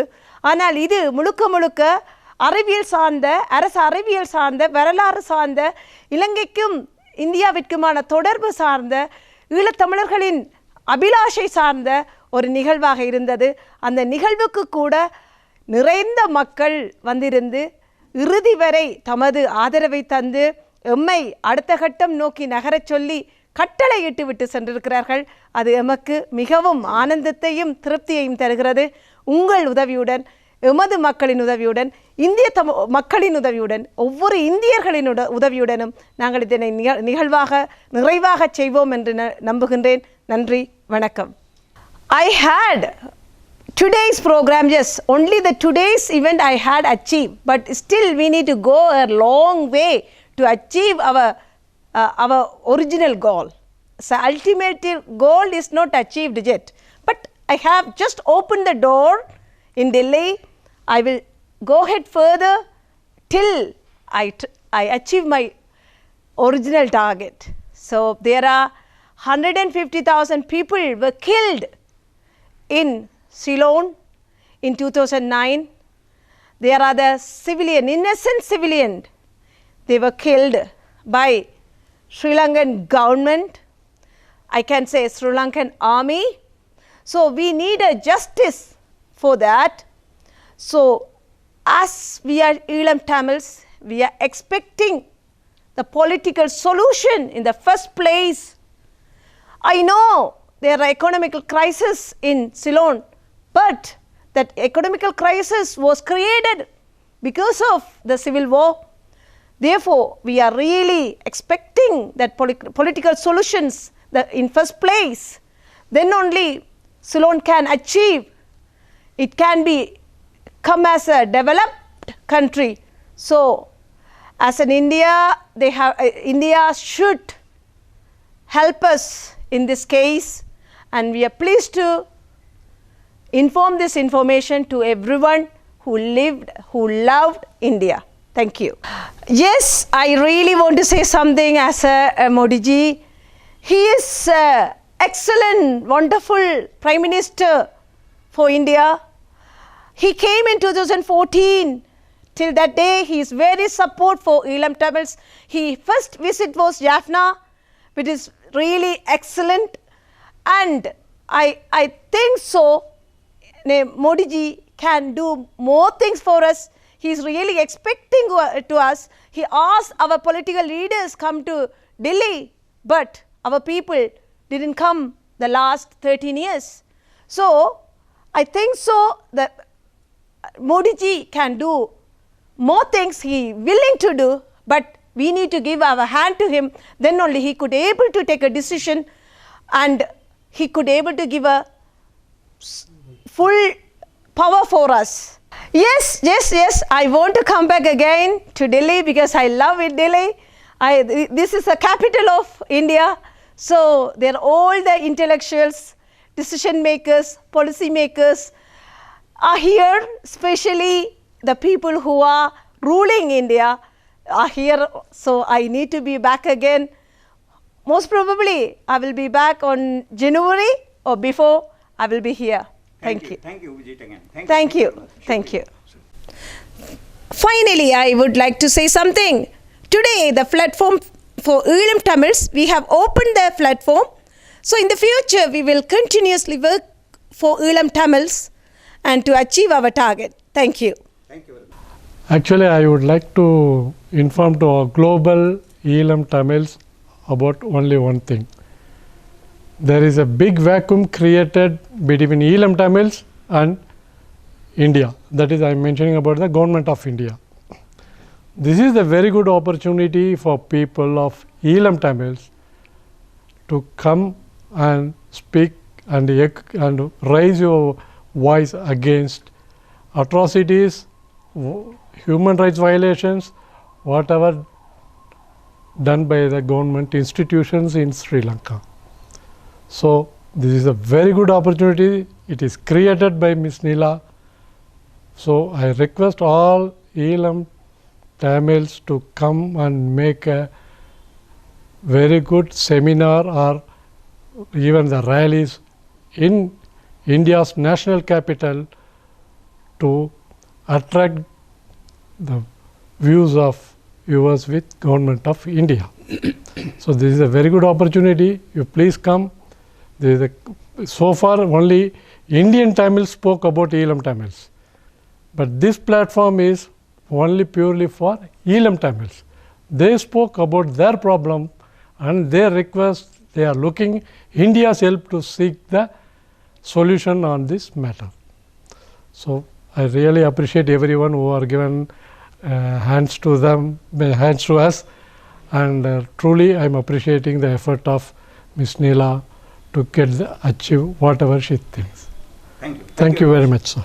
देखिए जी, इससे पहले बहुत कुछ हुआ, पता नहीं है किसी को बारे में, किसी को पता नहीं था। और हमारे नीला मैडम जी ने जब आया है यहाँ पर हिंदुस्तान में, दिल्ली कैपिटल में, हमारे जनरल सेक्रेटरी, हमारे वाइस प्रेसिडेंट जी और नीला जी ने यहाँ पर एक हमारे इंडियन तमिलियंस श्रीलंका में जो जी रहे थे उनके विशेष में हमने दिल्ली में कैपिटल में एक कार्यक्रम यहाँ करेंगे, और इसीलिए हमें यहाँ आज कराया। मैं चाहता हूँ, मैं सोचा भी नहीं था ऐसे प्रोग्राम यहाँ पर सक्सेस होगा, यानी कि कामयाब होगा। बहुत अच्छा हुआ, और इस कार्यक्रम में लेकर हमारे जो सरकार के जो हमारे प्रधानमंत्री नरेंद्र मोदी जी तक ये पहुँचे तो हम बड़े खुशी का हम सुनते हैं, यानी कि हमारे श्रीलंकन का जो तमिलियंस है उनके लिए कुछ आदर मिले। मैं सोचता हूँ ज़रूर मिलेगा। इंडियन तमिलियंस जो वहाँ जी रहे हैं, अब इतना दिन उनके लिए कोई रास्ता नहीं मिला, सोच भी नहीं था। अब हमारे जो नरेंद्र मोदी का मेहरबानी से ये ज़रूर इंडियन तमिल जो जी रहे हैं श्रीलंका में, उनको ज़रूर सफलता मिलेंगे। हमारे ये सोशल वेलफेयर एसोसिएशन ट्रस्ट के तरफ से, तमिलियंस की तरफ से हम उनको बहुत बहुत बधाई देते हैं, धन्यवाद करूँगा और उनका वंदे मातरम बोलूँगा। देखिए, ऐसे जो अच्छे फूले तमिलियंस, इंडियन तमिलियंस, और जहाँ भी रहें अपने जीवन बिताने के लिए वहाँ जाके 3 पीढ़ी 4 पीढ़ी तो वहाँ पर जी रहे हैं। हम चाहते हैं कोई ऐसी चीज़ पे ना जाए, किसी को बातों भड़कावे नहीं जाए, वो उनके कोई भी चीज़ ले उनके गवर्नमेंट से हमने मुद्दा मांगना है और गवर्नमेंट्स में लड़ना नहीं है। हमारे जो भी है उनसे रिक्वेस्ट करके वो लिया जाता है। तो हमने कोई लड़ाई करके कोई संघर्ष करके हम नहीं जीत पाएंगे, यही चाहता हूँ मैं। और जो भी हमारे तमिल्स जहाँ भी हैं तो वो अपने मेहनत से लगन से रहें और अपने नाम इंडियन तमिलों का नाम विश्व में दिलाएं। வணக்கம். இந்த மீட்டிங் ரொம்ப சந்தோஷமாக இருந்துச்சு. எனக்கு ரொம்ப ஹாப்பியாக இருந்துச்சு. எல்லாத்துக்குமே இங்கே வந்தவங்க எல்லாத்துக்கும் ரொம்ப ஹாப்பியாக இருந்துச்சு. இது வந்து உலகத்தில் இருக்க இளைஞர் மக்களுக்காண்டி இதை வந்து உருவாக்கப்பட்டது. எங்களுடைய social welfare trust for Tamilians மூலியமாக இந்த மீட்டிங் நாங்கள் எல்லாமே சேர்ந்து பண்ணியிருக்கோம். மிஸ் நிலா மேம் வந்து டெஃபினட்டாக வந்து அந்த கோலை வந்து very soon she will reach. So Delhi government and Indian government and பிரதமர் மோடிஜி என்னென்ன உதவிகள் சீக்கிரமாக பண்ணணுமோ அவ்வளோ சீக்கிரத்தில் பண்ணாங்கன்னா கொஞ்சம் நல்லாயிருக்கும். கூடிய விரைவில் வந்து இந்தியன் கவர்மெண்ட் வந்து இன்னும் கொஞ்சம் அழுத்தம் ஸ்ரீலங்கா கவர்மெண்ட்டுக்கு தந்து கொஞ்சம் அங்கே இருக்கிற தமிழ் பீப்புள்ஸை வந்து இன்னும் கொஞ்சம் காப்பாற்றணும். தமிழ் பீப்புள்ஸ் மேலே இனி வந்து எந்த ஒரு ஸ்ரீலங்கன் தமிழ் பீப்புள்ஸ் மேலே இனி வந்து ஸ்ரீலங்கன் கவர்மெண்ட் வந்து எதுவும் பண்ணாமல் கொஞ்சம் இருக்கணும். இதுதான் என்னுடைய வேண்டுகோள். इस प्रोग्राम से बहुत हमारे लिए बहुत बेनिफिट है, बहुत अच्छा प्रोग्राम हुआ। नरेंद्र मोदी हमारे लिए सपोर्ट करेंगे, ठीक है जी। और हम सोचेंगे और बड़ा मीटिंग करेंगे, इससे बढ़िया मिनिस्टर को बुलाएंगे, मोदी जी को भी बुलाएंगे। ये कार्यक्रम अच्छा होना चाहिए, हमें तमिल मक्कल के लिए फ़ायदा होना चाहिए। हर जगह वर्ल्ड में कहीं भी तमिल मक्कल होगा उनके लिए उनको सपोर्ट होना चाहिए। मुख्य हर जगह में हर मतलब दुनिया में कहीं भी जाएगा हमें तमिल मक्कल के लिए सपोर्ट चाहिए। इंडिया सपोर्ट करना चाहिए उनके लिए, कहीं भी इसे इंडियन गवर्नमेंट सपोर्ट करे। ठीक है सर, कुछ और कहना चाहेंगे? नहीं, थैंक यू सर, धन्यवाद। आज दिल्ली में ऑल ओवर इंडिया में काम करने के लिए तमिलनाडु से बाहर जो तमिलनाडु के नागरिक हैं उनके वेलफेयर के लिए भारतीय सत्र की एक संस्था का जो है यहाँ पे गठन किया गया। उस संस्था का कार्यक्रम था और उस संस्था ने जो है ना मानवाधिकार के उल्लंघन के जो मामले तमिलों के प्रति श्रीलंका में हो रहे हैं, वो तमिल जो हिंदू ओरिजिन हैं और जो हिंदू धर्म को मानते हैं और उनके मंदिरों के ऊपर जो है बना के बौद्ध में कन्वर्ट किया जा रहा है जिन मंदिरों को, उनके विरुद्ध भाई जो हिंदू मंदिर है आज से 7000 साल पुराना जो है रामायण काल का आप इतिहास उठा के देखो, हमारा श्रीलंका का और भारत का संबंध और अखंड भारत के जो है ना ये हमारे साथ के जो नेबर कंट्री है ये अखंड भारत का पार्ट है और वहाँ पे हमारे ही लोग जाके बसे हैं। तो उन लोगों के लिए जो है उनके खिलाफ जो भी मानवाधिकार से अत्याचार जो हो रहे हैं और इसमें हमारे देश का फ़र्ज़ बनता है कि हमारे भारत के नागरिक बाहर जो रह रहे हैं अगर भारत की ताकत उनके साथ खड़ी हुई है तो उनका भी हौसला बढ़ता है और इन छोटे कंट्रियों की फिर हिम्मत नहीं होती। तो हमारा आज का विषय यही था। उन लोगों के साथ हम अपना संबंध दिखाना चाह रहे थे कि भारत के बाहर किसी भी देश में रहने वाला भारतीय वो पहले इंडियन है, उसके बाद में जो है जिस कंट्री में रह रहा है उसका है, तो उसके प्रति कुछ भी हो रहा है हमारी संवेदनाएं उनके साथ हैं, हम उनके सुख दुख में साथ में हैं। उनको ये हमारा एहसास दिलाना था कि भाई हम आपके साथ हैं। तो जो तमिलियंस हैं इनकी मुख्य मांग क्या है, क्या मतलब सरकार से आपकी संस्था क्या चाहती है? हमारी संस्था की यही मांग है, जो गंभीर मानवाधिकार उल्लंघन के मामले हो रहे हैं, भारत सरकार ने एक बड़ा अच्छा कदम उठाया अभी संयुक्त राष्ट्र परिषद में, उन्होंने जो है मानवाधिकार उल्लंघन के जो मामले श्रीलंका में हो रहे हैं उसके प्रति जो है विदेश विभाग ने अच्छा स्टैंड लिया है, उसकी हम सराहना करते हैं और उसके लिए हम भारत सरकार का और प्रधानमंत्री मोदी जी का विशेष तौर पे धन्यवाद करते हैं। आज का जो आयोजन था, संस्था ने जो आयोजन किया है उससे आप कितना संतुष्ट हैं? ये हमारा जो है ना जी पहला कार्यक्रम है दिल्ली के अंदर और इसमें कोई भी व्यक्ति जो है सामाजिक संगठन से जुड़े हुए व्यक्ति हैं जिनका पहले किसी राजनीतिक से उससे सरोकार नहीं रहा। 3 दिन की दिल्ली की बारिश और जाम के बावजूद बाहर से जो है इतनी संख्या में लोगों ने आके भाग लिया और इंटेलेक्चुअल पर्सन जो है ना इसमें शामिल थे। अपना कीमती समय निकाल के उन्होंने इसमें हिस्सा लिया है। तो इसके लिए मैं संस्था का संरक्षक होने के नाते संस्था के हमारे अध्यक्ष श्री एस पेरिया स्वामी जी को और संस्था के जो जनरल सेक्रेटरी एडवोकेट सप्तागिरी जी का विशेष तौर पे धन्यवाद करता हूँ।